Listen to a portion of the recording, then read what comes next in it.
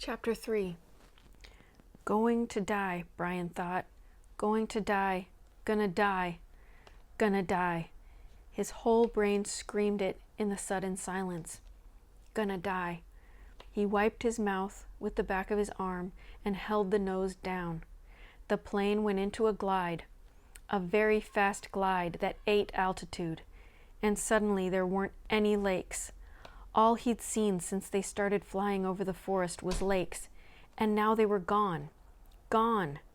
Out in front, far away at the horizon, he could see lots of them.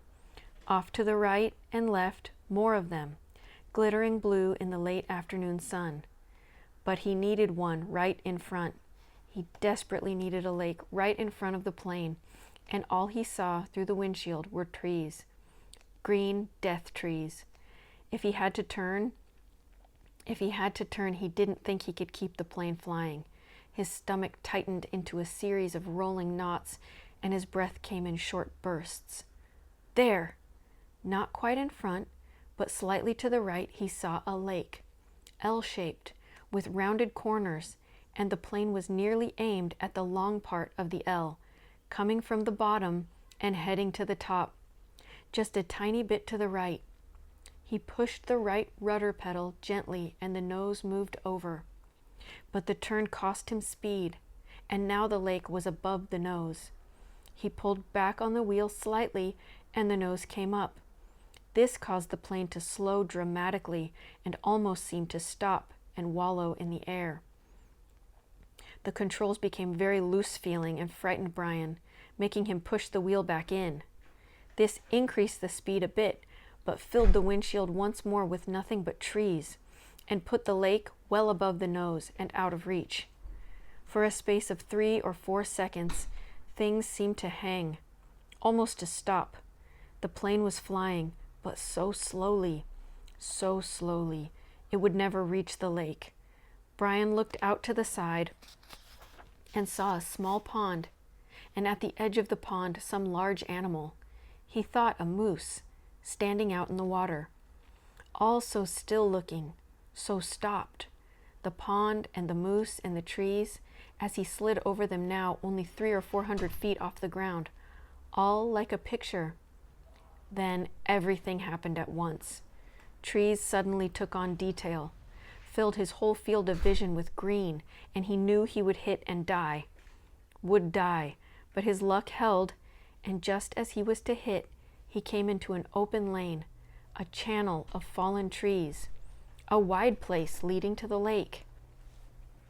The plane, committed now to landing, to crashing, fell into the wide place like a stone, and Brian eased back on the wheel and braced himself for the crash.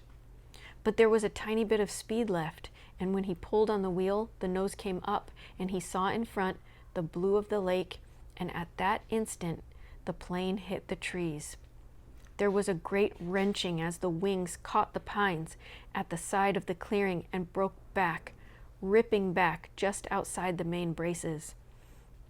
Dust and dirt blew off the floor into his face so hard he thought there must have been some kind of explosion. He was momentarily blinded and slammed forward in the seat, smashing his head on the wheel.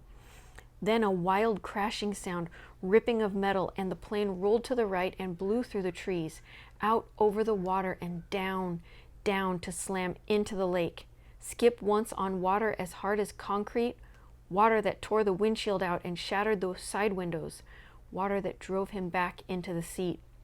Somebody was screaming as the plane drove down into the water. Someone screamed tight animal screams of fear and pain, and he did not know that it was his sound, that he roared against the water that took him, and the plane still deeper down in the water. He saw nothing, but sensed blue, cold blue-green, and he raked at the seatbelt catch, tore his nails loose on one hand. He ripped at it until it released, and somehow, the water trying to kill him, to end him, somehow he pulled himself out of the shattered front window and clawed up into the blue. Felt something hold him back, felt his windbreaker tear, and he was free, tearing free, ripping free. but so far to the surface, and his lungs could not do this thing, could not hold, and were through, and he sucked water, took a great pull of water that would finally win, finally take him, and his head broke into light, and he vomited and swam, pulling without knowing what he was doing, without knowing anything, pulling until his hands caught at weeds and muck, pulling and screaming until his hands caught at last in grass and brush, and he felt his chest on land, felt his face in the coarse blades of grass, and he stopped. Everything stopped. A color came that he had never seen before, a color that exploded in his mind with the pain, and he was gone from it all, spiraling out into the world, spiraling out into nothing.